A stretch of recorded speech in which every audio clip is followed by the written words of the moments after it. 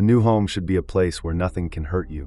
But what if the most dangerous thing isn't outside, it's inside, waiting quietly in the shadows? Tonight, you will hear true stories of people who were completely alone in their new houses, and yet, something unseen made sure they never really were. These moments began like any other night, but what happened next changed everything. Listen closely, because once these walls start telling their secrets, no house will feel like home again. But before we dive into these chilling tales, here's something you need to know. Most people make one big mistake. They watch and then leave without hitting subscribe. Don't be that person. Smash that subscribe button right now, because this journey into the unknown is just beginning. The stories you're about to hear will only get darker, and trust me, you won't want to miss what's waiting just ahead.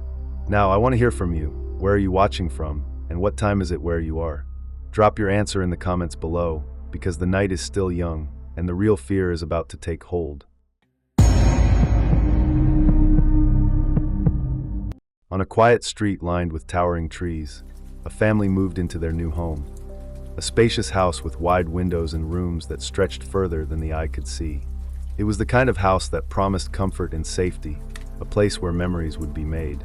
But there was one part of the house that stood apart, a heavy wooden door at the bottom of the hallway, locked tight with a rusted old key. The parents had decided to keep that key upstairs, tucked away in a drawer far from reach. For now, the basement was off limits, a space they wanted to keep sealed, untouched, and forgotten. The reason was never explained to the teenage daughter, but the quiet warning in their eyes said enough. That night, with a storm gathering outside, the parents left the house, trusting their daughter to stay safe alone for the first time. As the sun disappeared behind thick, gray clouds, the first heavy drops of rain began to fall. Soon, the rain hammered against the roof and windows, turning the house into a cocoon of darkness and sound. The wind howled through the trees, shaking the branches so violently they scraped against the siding like fingernails on a chalkboard. Inside, the house seemed to change. The warm glow of the lights felt distant, flickering faintly as the storm's power pulsed. Every creak of the floorboards sounded louder in the growing gloom. The old wood groaned as if the house itself was shifting beneath the weight of the rain and wind. Shadows stretched across the walls, bending and twisting in the flickering light. The locked basement door stood like a silent sentinel, its dark wood polished smooth but cold to the touch, separating the unknown depths below from the warmth of the rooms above. The teenager, her name was Mia, moved cautiously through the halls, feeling the strange heaviness in the air. The storm outside made the house feel smaller and colder, like it was closing in around her. She glanced once at the basement door, a shiver running down her spine despite the warmth of the room. Alone for the first time in this strange new place, she tried to steady her nerves, but the sense that something waited just beyond that door lingered like a shadow. As the storm raged on outside, Mia settled into the house, trying to keep her mind busy with small tasks, organizing her room, unpacking a few boxes, and occasionally glancing at the locked basement door. It sat there at the end of the hallway, unchanged and unmoving, yet somehow impossible to ignore. The sound of rain pounding the roof mixed with the distant rumble of thunder, and every now and then, a sharp gust rattled the windows and made the old house creak in reply. At first, it was small things, a soft thud from below, as if something had shifted in the basement. Mia paused and listened carefully, but the storm outside drowned out the faint noises. She chalked it up to settling furniture or water dripping somewhere unseen. Still, a knot of unease began to form in her chest. Hours passed, and the noises grew more persistent. Scratching sounds, like nails dragging slowly along concrete walls, echoed faintly from beneath the floorboards. The basement door, though locked tight, seemed to vibrate ever so slightly, a subtle tremor that Mia could feel through the floor. Each time she approached the hallway, her breath caught in her throat, and her eyes flicked nervously to that solid barrier. The lights flickered with increasing frequency as the storm's fury intensified. Shadows danced and stretched across the walls, making the familiar rooms feel strange and unfamiliar. The air grew colder too, especially near the basement door, where Mia noticed her breath beginning to mist faintly in the chilling draft. She checked every window, every crack, but the cold wind seemed trapped near that one spot, as if it was leaking from the locked depths below. Then, as if the house itself was trying to warn her, the basement door creaked just a fraction, barely perceptible, but enough to make Mia's heart slam against her ribs. She froze, listening intently as a slow, deliberate scraping noise began, scratching softly at the wood. It was a sound no wind or storm could make. Something was trying to get out. Mia backed away, her mind racing. Her parents were miles away, unreachable in the storm. Alone in this house that was beginning to feel less like a home and more like a trap. The locked basement door stood between her and the unknown, but for the first time, she wondered if it was keeping something in or keeping her out. The night was thick with tension as Mia found herself drawn back to the basement door once more. The scraping had stopped, but an uneasy silence had taken its place, heavier, darker. She could almost feel the weight of something pressing just beyond that locked barrier. The cold that had been lingering near the door now seemed to seep into the hallway itself, chilling her skin despite the warmth of the storm raging outside. Her fingers trembled as she reached for the doorknob. The cold metal was icy against her skin, sending a shock up her arm. She knew the door was locked tight. Her parents' warnings echoed in her mind, but the pull to see what was below became impossible to resist.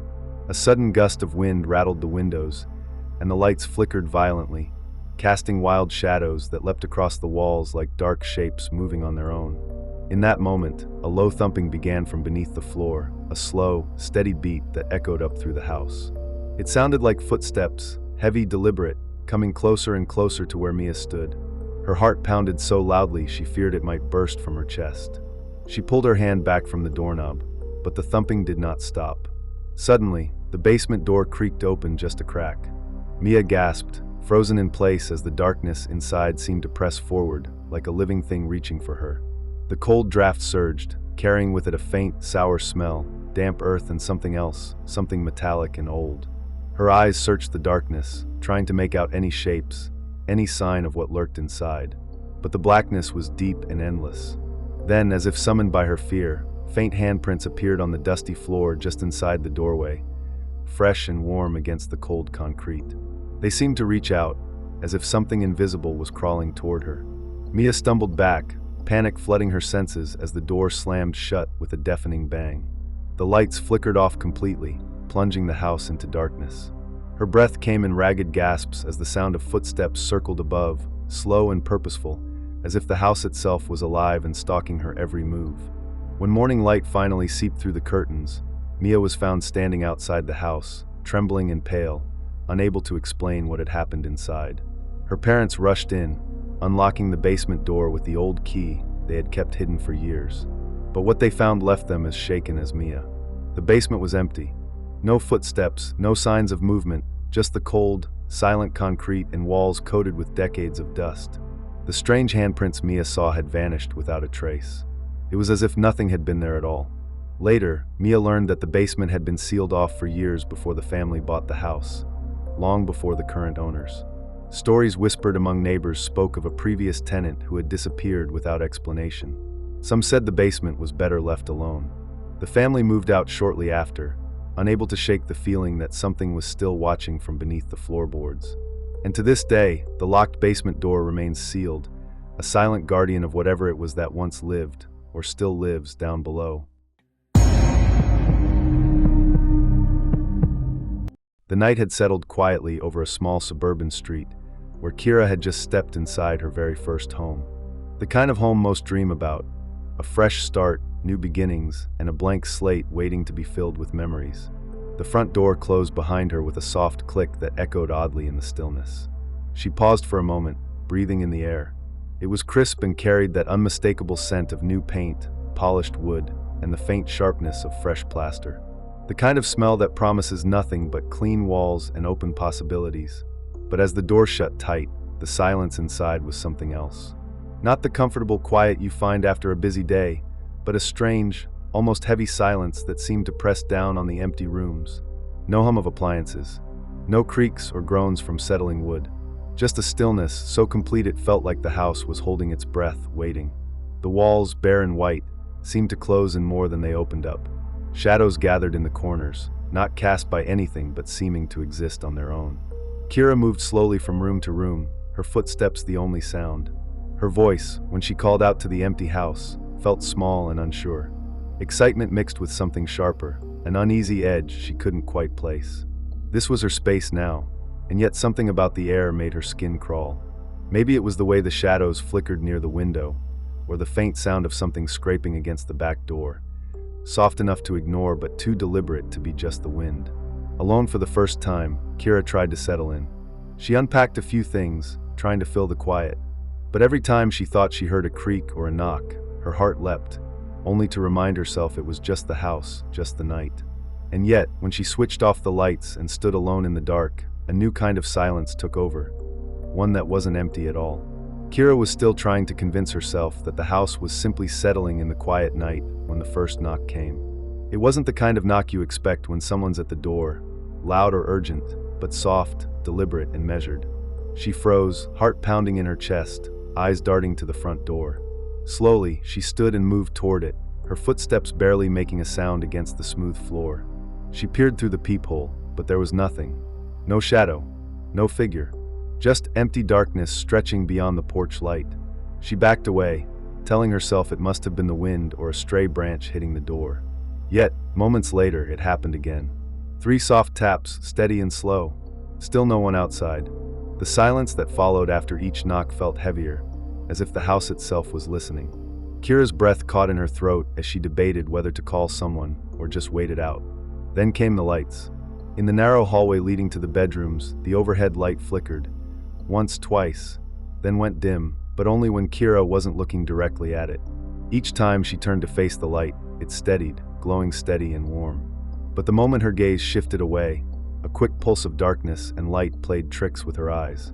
It was as if the house was breathing around her, watching her, teasing her. She tried to dismiss it as faulty wiring or the storm rumbling outside, but then the cold came. A sudden drop in temperature that wasn't just the evening chill. It gathered in one room, the guest bedroom on the 2nd floor. Kira stepped inside, hoping to feel warmth from the heater, but the air was icy, biting at her skin even though every window was shut tight. Her breath came out in small, visible clouds, and goosebumps prickled her arms as a breeze, thin and sharp, whispered past her. Trying to shake off the growing unease, Kira started to head downstairs, but then she heard it, the softest footsteps above her. Not hurried or heavy, but slow and careful, paced as if someone was walking just out of sight. She stopped, every nerve on edge, straining to listen. The steps moved across the floorboards, pausing, then moving again, a rhythm like a heartbeat echoing through the quiet house. But the impossible truth settled in. She was alone. There was no one else in the house. Every shadow seemed to twitch at the edges of her vision. Every floorboard creaked under the weight of an unseen presence. Kira's pulse quickened as a cold sweat broke out on her forehead. The house was no longer just a place of new beginnings. It had become a space where something waited, patient, silent, and watching. And she was right in the middle of it. Kira's heart thundered as the footsteps grew louder, now directly above her in the empty 2nd floor hallway. She stood frozen at the bottom of the stairs, every muscle tense, every breath shallow. The silence around her thickened, as if the very air was holding its breath alongside her. Then suddenly the knocks returned, this time coming from inside the house, not the front door. 3 sharp, deliberate knocks echoed through the walls behind her, coming from the living room. Kira's eyes flicked toward the darkness beyond the hallway, and she forced herself to take a step forward, then another. Each movement was slow and heavy, like wading through water, but her legs carried her onward. Her hands trembled as she reached for the light switch, but the lights flickered wildly again, leaving her momentarily swallowed by shadow. In that darkness, something shifted. A whisper brushed her ear, soft and low, like a breath that wasn't hers. She spun around, but there was no one there. Her pulse jumped as the whisper returned, this time a faint, almost impossible to hear voice calling her name, slow and drawn out. It wasn't a shout or a cry, but a chilling murmur that seemed to curl inside her mind. Panicked, Kira fled toward the front door, desperate to escape the house that no longer felt safe. But when she reached it, her fingers froze on the doorknob. It was warm, too warm, as if someone on the other side had just touched it, pressing against the barrier between inside and out. She shook her head, trying to clear the creeping dread, and looked back into the hallway. There, just at the edge of the light, a shadow moved. Too fast to make out a shape, but it was definitely there, passing silently through the room like a ghost slipping through walls. Her breath caught. The footsteps were back now, but louder, more urgent, circling around her, echoing inside the empty house. Suddenly the power cut out. Darkness slammed in like a physical force, swallowing every corner, every inch of the house. Kira's screams caught in her throat as cold hands brushed her shoulder, but when the light snapped back on a second later, she was alone again. Or so she thought, When the lights returned, the house looked just as it had before, the same quiet rooms, the same empty corners. But Kira knew better. Her skin still prickled from the cold touch she'd felt in the dark. She spun slowly, searching every shadowed space, every silent hallway, hoping to catch a glimpse of what had just brushed past her. But there was nothing. No shape. No figure. Just silence once more. Her heart was still racing, but her mind refused to let go of the unease that had settled deep inside her. She took a few cautious steps toward the kitchen, where she noticed something she hadn't before: a small note stuck to the refrigerator door. The paper was plain and white, but the message written in thin, uneven letters sent a chill crawling down her spine. "You're not alone."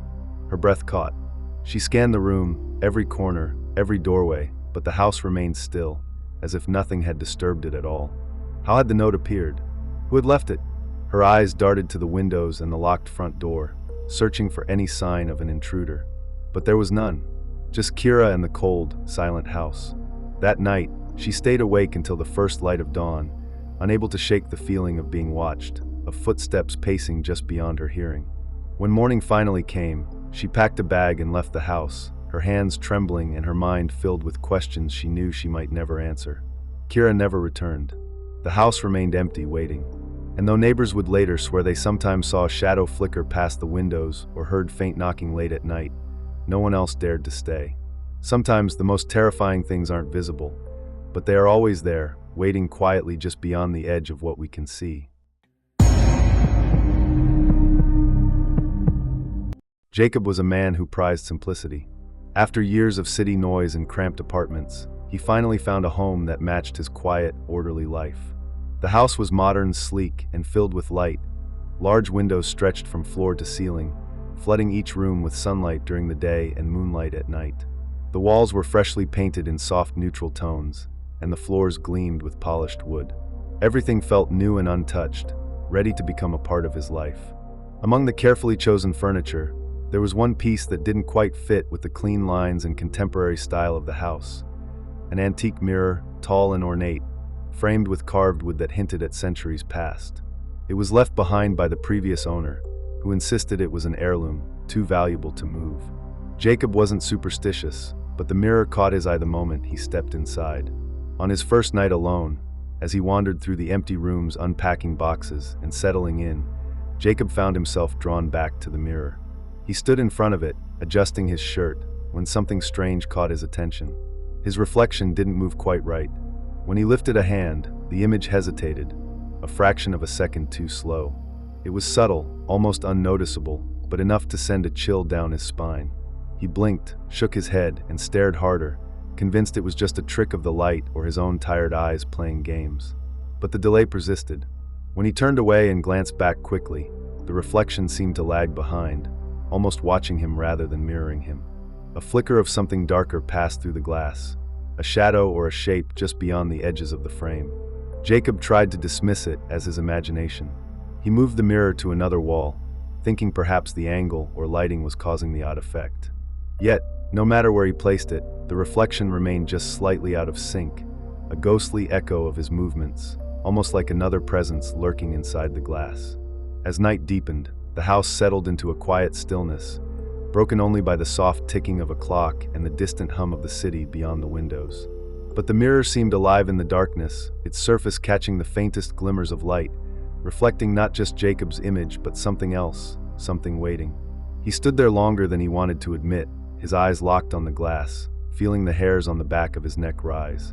The delay in his reflection wasn't just a trick anymore. It was a warning, a subtle but unmistakable sign that the mirror held secrets, and that those secrets were watching him back. As the nights passed, Jacob's unease grew with the mirror's strange behavior. At first, it was just the delay, a subtle lag between his movements and the reflections. But soon, the reflection began to do things on its own, small differences that made his skin crawl. One evening, while brushing his teeth, Jacob noticed the reflection's eyes weren't quite matching his own. They seemed to flicker, shifting with a strange awareness, as if watching something he couldn't see. When he glanced quickly away and back, the reflection smiled, a slow, curling smile that didn't touch the real Jacob's face. He blinked hard, shaking his head. Perhaps it was fatigue, or the stress of moving, he told himself. But deep down, he felt the mirror watching, waiting, and somehow knowing. The mirror didn't just stay put. No matter how often Jacob tried to cover it with sheets or move it to darker corners, the reflection's presence seeped through other shiny surfaces.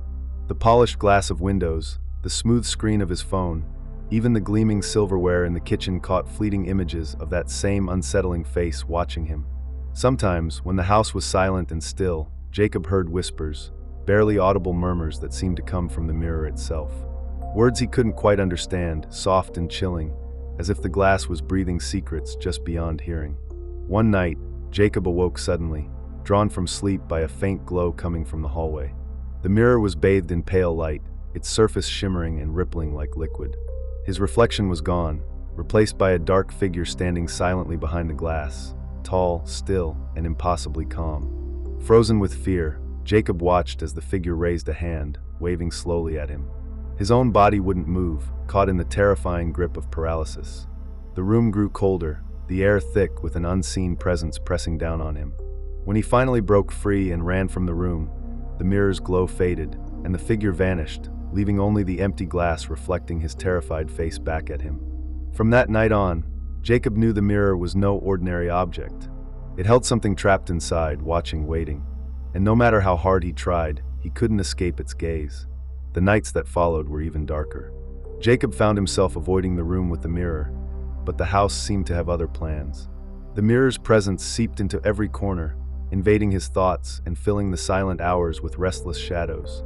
One night, unable to sleep, Jacob stood before the mirror once again. The air in the room had grown thick and cold, wrapping around him like a shroud. His reflection stared back, yet something was different.